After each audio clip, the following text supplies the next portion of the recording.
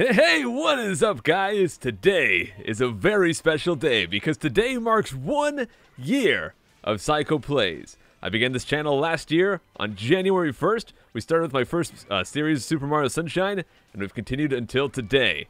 So today, guys, I want to take some time to sit down. Let's just you and I chat for a bit, and let's talk about this channel, talk about the future, talk about things that have happened over the year, and all kinds of stuff. We don't really sit down and chat that much, so I want to take the time to do that.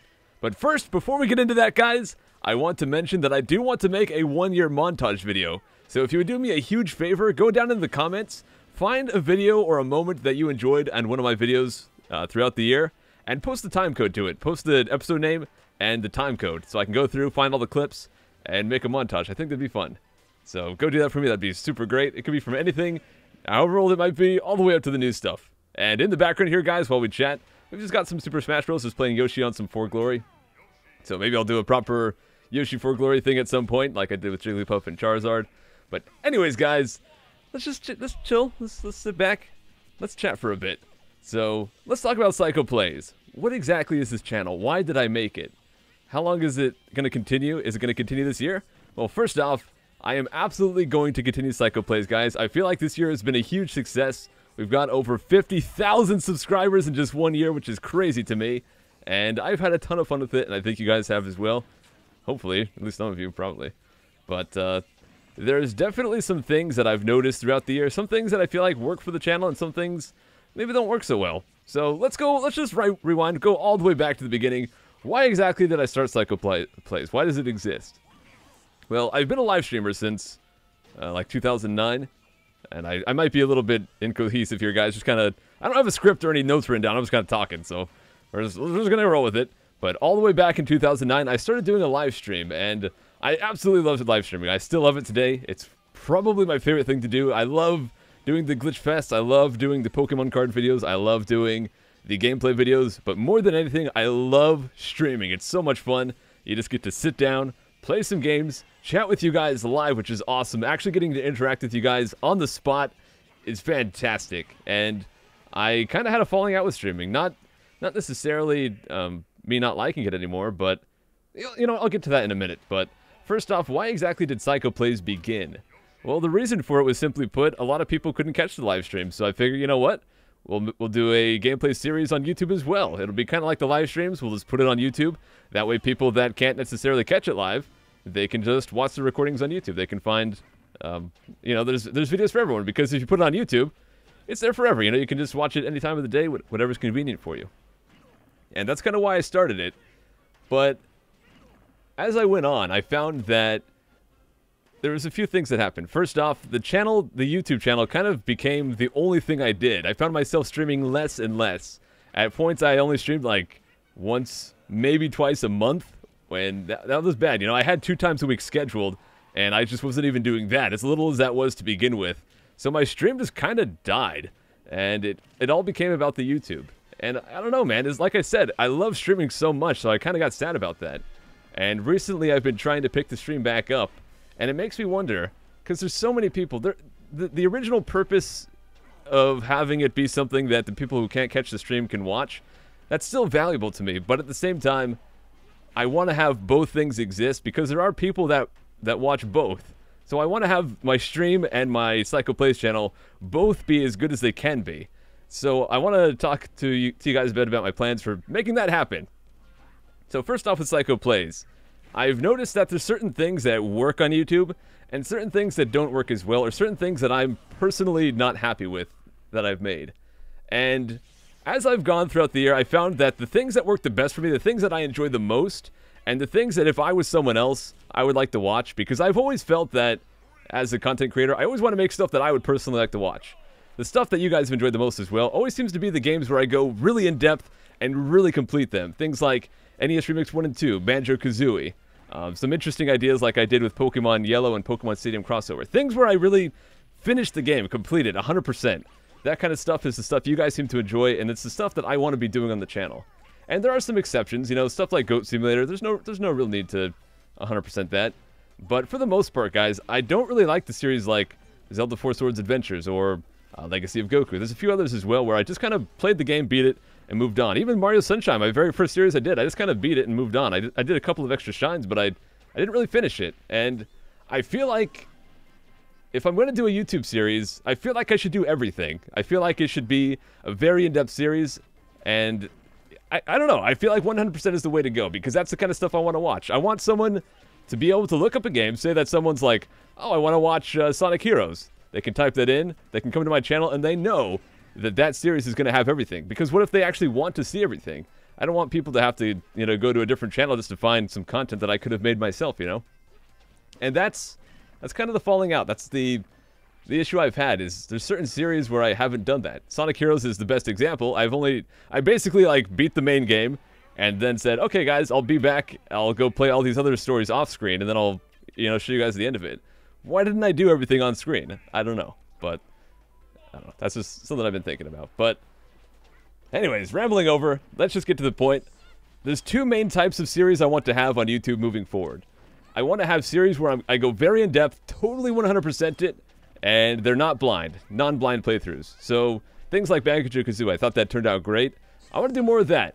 And to kind of show an example of what that would be like, I'm going to do Super Mario 3D World here pretty soon, probably in the next few weeks. So that'll be a thing.